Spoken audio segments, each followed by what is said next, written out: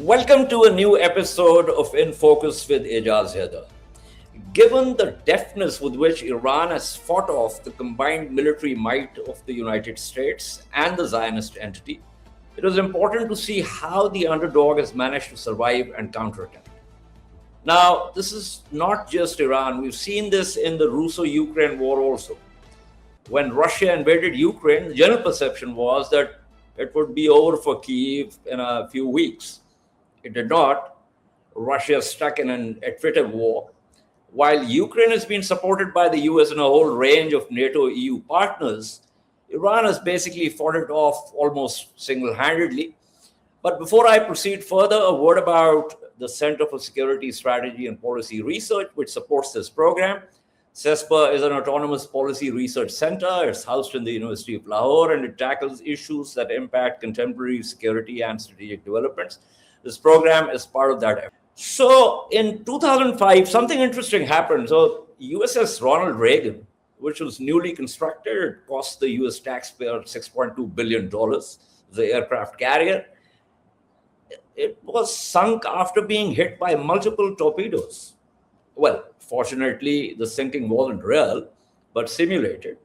A war game off the coast of California pitted the carrier task force, including numerous anti-submarine escorts, against HMS Gotland, a small Swedish diesel-powered submarine. Now, this little sub made multiple attack runs on the Reagan and would exfiltrate without being detected. And this wasn't a one-off either. Gotland replicated this repeatedly over 2 years of war games. And one of the naval analysts, Norman Palmer, said the Gotland ran rings around the American carrier task force.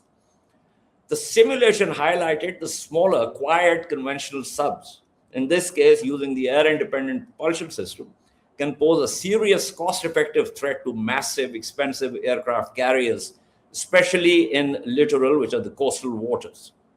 Now, of course, Star Wars fans would remember Luke Skywalker, who destroyed the first Death Star. How did he do that? A small system vulnerability, a small thermal exhaust port. Skywalker fires his torpedoes through that port and bingo. And of course, ancient Greeks and their wisdom, they knew this. So Achilles had his lance and his shield, but he had a vulnerable heel, the heel from which his mother held and dipped him in the mythical river Styx. And Paris's arrow had to fell the immortal hero.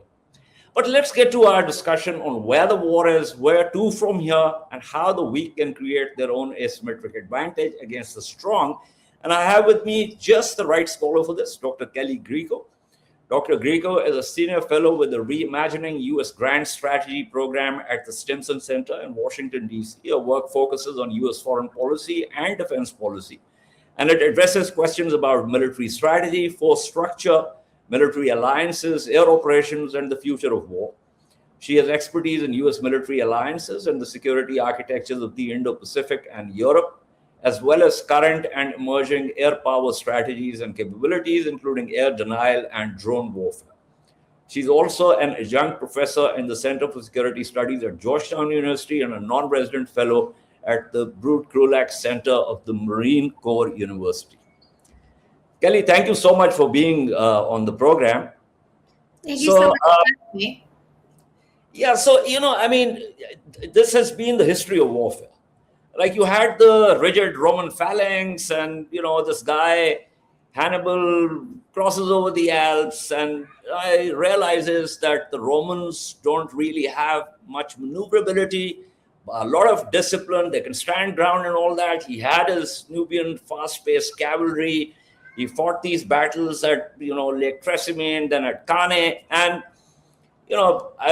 he used these surprise and, deceiving tactics and double envelopment. So essentially creating an asymmetric advantage against a much stronger adversary. And that's really been the story of warfare through history.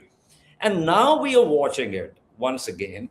As a matter of fact, and you've been writing quite a lot about this, the whole idea with the RMA of shock and awe, very expensive systems and platforms, and the rest of it. And now we have, with this lateral diffusion of technologies and commodification of technologies, we've got these cheap technologies that are pretty darn effective against these very expensive systems. So let's begin there. Yes. So, I think we're looking, I think a lot of us, at the Iran war also in the context of a series of wars that have happened recently, including, you mentioned Ukraine as well. Armenia, Azerbaijan is another one as well. And I think we're seeing a couple, important trends here. One that you mentioned, which is sort of the diffusion of military capabilities. So for a long time, the United States led, for example, the precision guided munition revolution. And that was really something that was exclusively to the United States, or to at least a very small number of militaries. And what we're seeing now is that kind of capability has diffused widely. Of course, Iran has it with cruise missiles and ballistic missiles, but also now even drones. And that especially things that are at range. I think that's the important to emphasize. It's not just the precision guided munition, but also combining with that with the ability to strike at range. And so that's a big trend. And we're seeing, though, I think with a series of different kinds of technologies, particularly some of it's old, like sea mines being used, in old and new ways. And then we're also seeing it with sort of a series of newer technologies that are bringing down the costs significantly and providing access and the ability to exploit the air domain, the sea domain in new and different ways than what we've seen in the past. Yeah, absolutely. So we've seen, you talked about the sea drones. The Ukrainians, who don't really have a navy to match that of Russia, have essentially forced the Russian Black Sea Fleet into a small little corner by using very innovatively, these sea drones.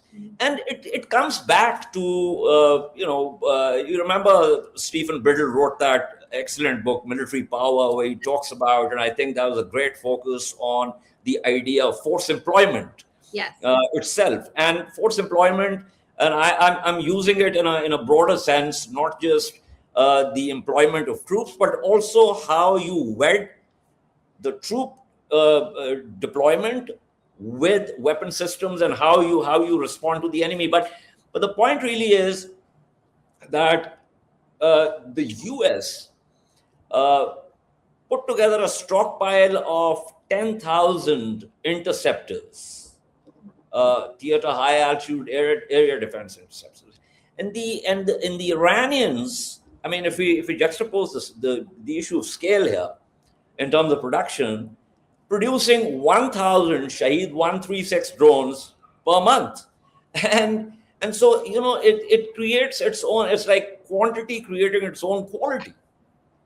Yeah, I think that's right. I mean, I think I love that you brought up Stephen Biddle's book on military power. It's a favorite of mine. It's a great book. It's a great book. And I think it highlights something important, which is his point is that it's not just technology alone that's brings military effectiveness, that you need also the ability to employ it.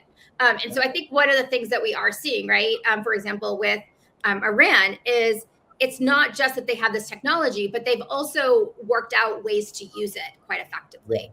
And in fairness, they've had decades to sort of figure this out, even through its proxies about how to do this.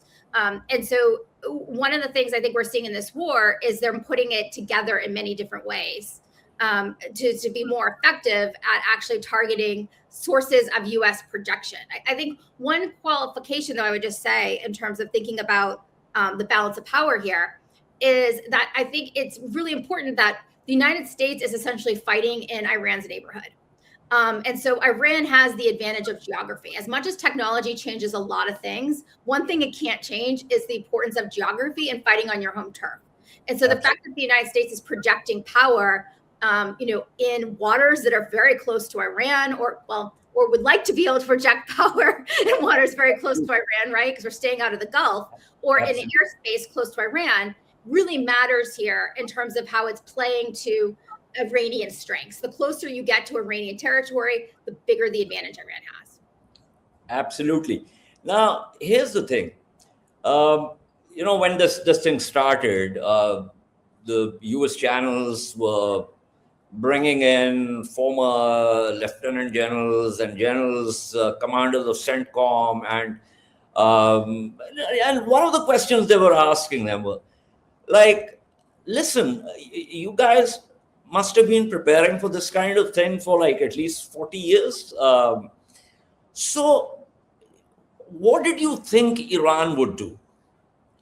Like, did you think that Iran would fight its asymmetric war?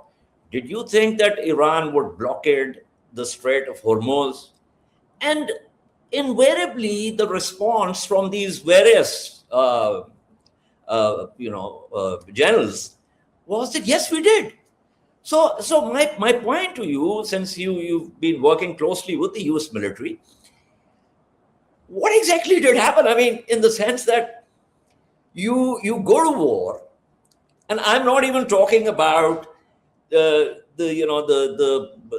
what's the word I'm looking for, like some kind of objective rationale for it, considering that talks were going on.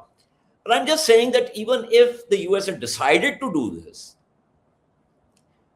don't you think the Pentagon would have briefed the president saying, listen, this is what we have been wargaming over the last 4 decades. This is likely, these are the likely scenarios and contingencies. And perhaps that could have, sobered everyone up, no?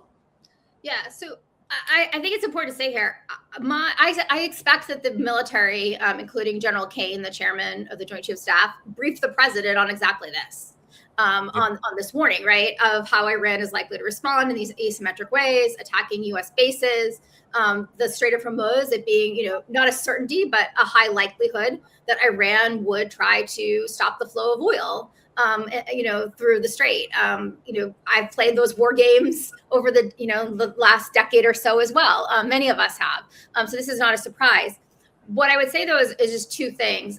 One, in the United States, civilians ultimately make the decisions. And so the military can provide that information and say, here are the risks, the potential costs and the risks. We think this is, a high likelihood.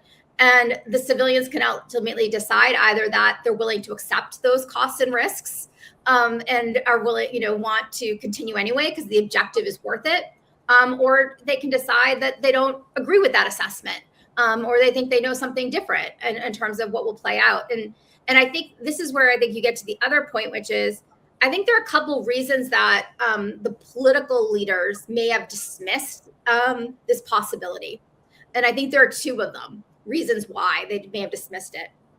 One is that it seems pretty clear early on that the United States thought it was going to be able to do regime change, and that it would be quick. We saw this early on, right? Going after a lot of leaders. It seems like some notion of a Venezuela type operation here, which means I think they thought within days this was probably going to be over, that it would maybe be the same regime, but it would be different leadership, and that we wouldn't still be fighting. And so I don't think they expected in some ways for the Iranians to even be in a position where this would continue long enough where the Strait of Hormuz would be in play. Clearly a miscalculation. And then I think the second part of it is one of the things that's happened over the last, couple of years now is there's been this series of tit for tat exchanges between the United States and Iran, or Israel, the United States, and Iran. And I would just say that in those, Iran has been quite calibrated in its response, of trying to, respond to something without necessarily having it spiral and escalate much further. Right. And I think that one of the consequences of that approach, which I understand why they adopted it, and I think it made sense at the time, but I think it actually led to a series of deterrence failures for them. What it led to was, the United States and Israel each time really taking more assertive action in response to that restraint.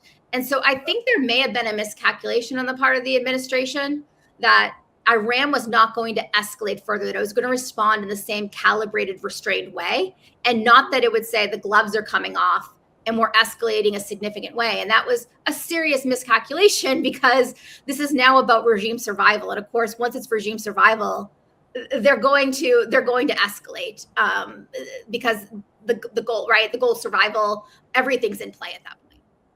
No, absolutely. Well, you talked about the fact that civilian principles ultimately decide, but now we have enough reportage which tells us with fair degree of accuracy that even within the civilian principles, in terms of the president's cabinet, but also Director CIA, Ratcliffe, who thought that what Netanyahu was trying to sell was, according to Ratcliffe, it was farcical. Marco Rubio is said to have said this is BS. And the Veep, as has been evidenced, was opposed to this from the get-go.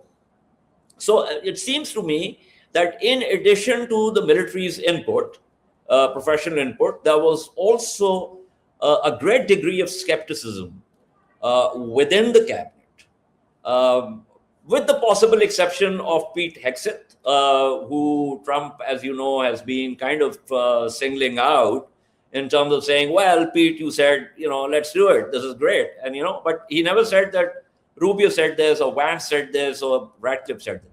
So I'm just kind of, it seems to me that perhaps Trump thought, as you mentioned also, this being a Venezuela 2.0 moment, you go in for decapitation strikes, a bit of degradation, and the regime collapses, and someone is there to say, okay, enough, we're going to negotiate. If that indeed was the calculation, then it was a major miscalculation. Yes, a major miscalculation. And I think that's one of the tragedies, of course, of this is, people that study this, study military operations. I'm not an Iranian expert at all. I'm more of a military operations person. But, if you talk to certainly people that are Iranian experts, they would not be optimistic about this. And I'll just say that as a military person who studies military operations, particularly air warfare, I would have been advising them that the notion that you're going to achieve regime change from the air alone is just not realistic. This has no historical precedent. And if you were to come up with a list of regimes where this might work, Iran is nowhere near that list of a regime that would be susceptible to this. But Kelly, it's all, listen, you've got like Sina Azodi, who's out with his book he's an Iranian American scholar. You have Ali Nasr, who's talking about Iran's last year. He wrote this latest book, Iran's Grand Strategy. You have Trita Parsi, who's right there in Washington, D.C., commenting, writing, and all. And these are people that, assuming I were part of the US cabinet, I would say, hold on. Let's get these guys. And since we don't know too much about Iran, let's try and figure out and see what they have to say. So here's the thing. I mean, there was a lot of evidence about Iran's mosaic defense, what has come to be known as the mosaic defense strategy. So you suddenly have, to use Clausewitz's term, you don't really have a single Schwerpunkt, a single point of effort. You have multiple points of effort and with pre-delegation and dispersal. That in and of itself, for any major or minor student of strategy of warfare, would make waging a war against that kind of adversary, which also dwells in a state with formidable topology or geology, or call it what you will. You got to take some kind of pause before going in for the supposed kill. Yeah, I mean, I think that's true. And I mean, certainly there's even evidence from the June War that Iran learned things around delegation, right? And command and control. And these are all things that point to the fact that some kind of attempt at decapitation from the air is unlikely to work, that it's a much more resilient, the IRGC certainly is much more resilient than that. And it makes sense because the idea here is that the revolution needs to survive, not that an individual needs to survive, but the revolution. And it's set up that way. And they've had, 40 plus years to figure out how to do that. What I would say, though, is just a couple of things like how does this happen then for an administration to make this decision? Well, I think there are a couple of things here. One is that, it's clear that the cabinet wasn't necessarily fully in agreement on, doing this kind of operation. But ultimately, the president makes the decision. And I think in this administration, it's even more true that it's really comes down to one individual making this decision. And I think one thing about Donald Trump is that he seems to, go with his gut of what he thinks is possible. And so it seems that, he decided that he knew better, perhaps, than, what the experts were saying. And maybe, I wonder to what degree, many people warned in June, during the June war, right, before that there was a risk that if we attacked Iran directly and its nuclear sites in this way, that we would end up in a regional war. And I do wonder to what degree the president was remembering people having said this, and that didn't come true.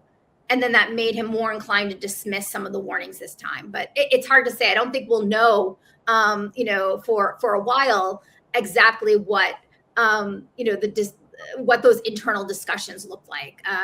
Maggie Haberman at New York Times, I think, has a book coming out that's going to talk about some of this. But we don't know exactly. But it seems that ultimately Donald Trump decided that this was the time to go. Okay. So anyway, I'm sure we can, talk ad infinitum about why this happened and why it should not have happened, but it has. So let's move forward from here. So where does it go from here? In the sense that the positions on both sides are almost irreconcilable. One of the issues is that, you really have a certain kind of balance here.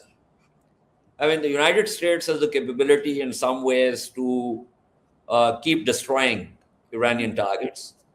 And Iran has the capability to absorb that pain and counterattack and, escalate horizontally and vertically. So, and neither has, if one were to use Zartman's sort of framework, neither has reached a mutually hurting stalemate in that sense of the term. But there is mediation where somehow we have landed up in the middle of it. But there is also no enticing moment at this point. So, you keep exchanging drafts, but those drafts are like two people talking past each other, right? So there is no real common ground here. How does Trump extricate from it? Because from where I stand, the only way the US can extricate itself from this, assuming that it does not and it cannot escalate, would be for the story to fade away. Yeah, so I think this is the thing that the Donald Trump is dealing with right now is exactly what you said, is how do you extricate yourself? A recognition that this is not a winnable war in a military sense, or winnable to convert a military victory into some kind of. Sorry, I'm interjecting. Not even just in military terms, but also in diplomatic terms. The United States has lost its own NATO European allies in this war. Yeah, so I think I think there's some recognition here, right? That this is not good. You're not going to be able to achieve something on the military level that's going to then convert into the strategic goals that you're trying to achieve, whatever those seem to be, because it shifts a bit.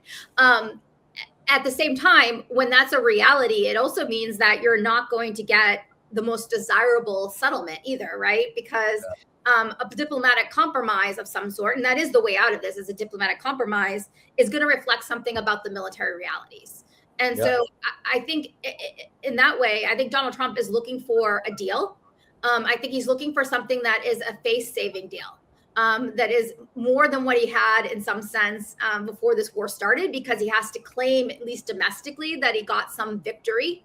But he's looking for a deal. And of course, the Iranians know that. They know that he would like out of this situation, and they recognize that they have the better hand to play here in these negotiations. Because it is true the United States can go back to, say, bombing. It can continue to impose this blockade and cause, increase the pain on Iran. They're likely to absorb that. I will say, though, that Iran at a certain point does have to think about whether it can absorb it, certainly, but does it want to? in the sense that right now it's focused on the external enemy and that as the big threat to regime survival, but it has to also think about internally in terms of regime survival. And, you know, the costs that its population is bearing. And so it has to weigh these sort of two external and internal threats to regime survival. And so has it gotten as much as it can from fighting the United States? And will that cause it to, you know, essentially be a bit more open to compromise? I actually think we're starting to see some progress, to be honest, and at least in terms of what we're hearing from the talks. I know they're going back and forth a lot, but we are starting to see some, I think,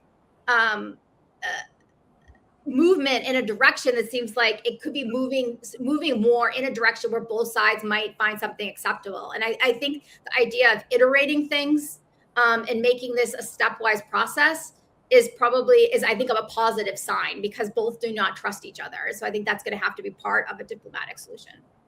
Yeah, so there's got to be some quid for the quo, you know, because otherwise it's not going to work. And which is where I think, and, you know, I won't get your view on this, that Trump has been kind of oscillating between the desire for a deal, which presumably is something where there is a process of give and take, and presenting demands and asking Iran to just sign off on that. And these are two different positions altogether. I don't think he sees it as different positions, actually. No, I agree with you. I don't think he does. But the point really is that for things to move forward, he needs to understand that these are two different things. You know, you can't make demands, especially when you're playing a weaker hand. Right. You know, and similarly for Iran, just to as a matter of fact, corroborate the point that you're making in terms of you know, the pressures that Iran itself is facing, both external and internal. And once again, I'd invoke Clausewitz here in terms of the excellence of the commander lying in understanding the culminating point of victory. Yes.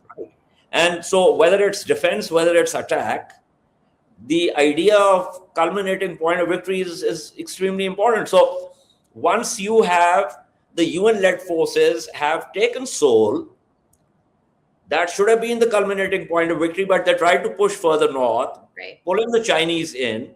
And the Chinese should have then understood the culminating point of victory, which they did not. And at the end of the day, it just got back to the same point where it should have, you know, been in the first place. So, but after much more bloodshed. So I think that, and I've been talking to Iranian friends, some outside of Iran and many based in Iran as we speak. Iran does want this war to end. There's no doubt about that. I mean, they've shown that they have a greater capacity to absorb pain, but that doesn't mean that capacity is, you know, is without any limits. Right. But at the same time, they're insistent, and I think they're absolutely right.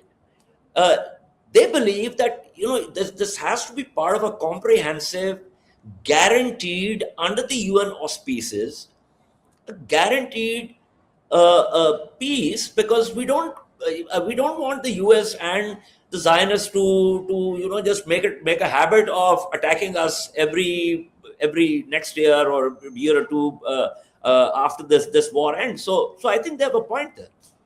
Yeah, I mean, I know the security guarantees is something that they've been saying since the sort of the opening rounds of these negotiations, right? Talking about security guarantees.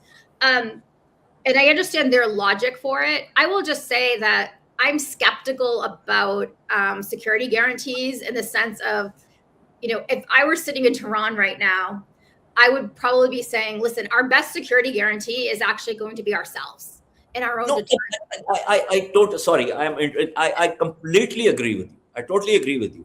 But they also need to, and they understand this, but they also need to have an external formal mechanism which actually expresses this. That's what they seem to believe. The question, though, is, you know, to what degree are there countries that are willing to provide those kinds of guarantees, right? And what kind of formula would it be? Yeah. You know, I don't know how receptive the Chinese have been to this. It seems like, you know, that has been taken up with them. I think by the Pakistanis. I've talked to the, you know, Chinese about this. That's not something that the Chinese really like to do. You know, so I guess what I'm trying to say is maybe we'll see some attempt at a guarantee. I think it'll be very weak, and it'll probably be the United States might even be a party to the guarantee, right? Yeah, which frankly it can't be, because it's one of the aggressors. But we've seen that before, right? Of like these things where, you know, everyone's a party to the guarantee. But I don't know how strong it will be. I would just say that ultimately, I think, you know, Iran is going to have to provide its own deterrent, because I don't know how much they can depend on any of these countries, like even Russia or China, providing a credible guarantee. We are on the same page, to use this horrible cliche, because, and I've been saying this in relation to Ukraine also. I mean, the Ukrainians have been asking for these guarantees, and I was like, listen, nobody. I mean, why don't you just simply, you know, remember the Budapest Memorandum, which was supposed to be a guarantee. A guarantee is a piece of paper. Yeah, and it didn't stop the Russians from invading Ukraine, which brings me to the final two questions before I close the program. Iran will have to have its own guarantee, and it seems to me that guarantee, in addition to its conventional deterrence, has to be precisely that for which this war was waged, in order to prevent that possibility of Iran actually acquiring a nuclear weapons capability. At the end of the day, the only real guarantee in many ways is for it to have that. Yeah, I mean, I think that, first of all, I would just say that one of the like real tragedies, I think, of this war is, you know, and a bit like the Ukraine war as well, it's showing the, you know, the value of nuclear weapons. I think it's hard for us to imagine the Iran war happening or the Ukraine war happening if, you know, Iran or Ukraine had nuclear weapons. But what I would say is, what's interesting is that in some of the diplomacy and the points that are being exchanged, it seems like Iran is still willing to negotiate a moratorium on its nuclear program, which I'm glad to see. But I agree with you that, you know, that is the ultimate deterrent. It may be that maybe the Iranian calculus has shifted a little bit in seeing how powerful the Strait of Hormuz is as a source of leverage. And so, you know, there are these quotes from their foreign minister, you know, saying like, essentially, this is our, you know, our nuclear weapon, to paraphrase, right? Because it's been so important, so that they might be willing to negotiate this more. But I do think that one of the possibilities, I'll just say, is if we don't get an actual diplomatic deal, and essentially this just ends in sort of a frozen conflict, and, you know, paying the toll booth becomes sort of the new reality in the Strait of Hormuz, but we just kind of end up in this stalemate here. You know, I do think if that happens, then there is a real possibility, I think, likelihood that Iran moves hard to gain nuclear weapons. You know, that they decide that that's going to be their ultimate deterrent. And of course, that's the opposite of the U.S. objective, which I think suggests how the lack of alignment between this war and what are supposed to be U.S. objectives. Absolutely. And final question, what are you expecting from the Xi-Trump summit? Broadly, in terms of the Sino-US relations also, and how much do you think this war would impact the summit? And is it possible that, considering that it's, you know, this conflict has kind of become frozen in time at this point, that the summit might just be the icebreaker or something on this? An icebreaker on the war, or just between the two leaders? Well, in the sense that, you know, obviously there is the broader question of the Sino-US relations, but on the issue of war also, because China's own major energy source is now under threat. Yeah, although I will say the Chinese have been weathering this fairly well. Yeah, I mean, they are stored, and, you know, they've got this Xi'an, Tehran 15,000 kilometer line also. There's the Caspian thing also. There's a shadow fleet still working and all of that. It's not the same volume, but, I mean, they're okay for now. And they have, at least for a while, right? For months ahead. It's interesting. I think probably the administration was hoping this would be over before they had this actual meeting, because we already delayed it once. I would just say in general, my expectations for this meeting are pretty low. Oh, really? That's interesting. In the sense that I'm not sure what kind of deliverables we're actually going to see out of this that are like really concrete. I think, this is, my sense is that if we see any deliverables, it's probably going to be more in the economic sphere in terms of around agreements around tariffs and trade. And I think a lot of this is going to be at more of the symbolism of the two leaders meeting. Certainly this is to China's advantage in the sense that it very much comes across as a peer in this big summit. And so that certainly fits their narrative. But I think I would keep my expectations relatively in check in terms of what the deliverables will be. And I do think there's a real possibility, of course, that in one of these meetings that Donald Trump is going to bring up Iran and asking for China's help with that. But I just don't have a real sense of what is in play, even here in DC, in terms of what they're actually discussing and what there is to actually agree on. And I'll just say the reason I have my expectations are relatively low is that, there's maybe some low-hanging fruit for them to agree on in terms of deliverables. But beyond that, a lot of these are much more complex issues that are harder to resolve. And so I don't think that there's been that level of engagement, even behind the scenes and working out some of these harder, more challenging issues. I think this is largely a symbolic meeting between the two leaders to sort of show a thaw on relations, to try to sustain it. I'm hoping that we come out of this with a sustainment in this thaw, and that maybe there's some kind of agreement around trade and tariffs. But beyond that, I would be surprised if we see more. Okay, I have slightly higher expectations. I mean, without prejudice to what you're saying. I mean, I'm not saying that either side asking for the moon is going to get the moon.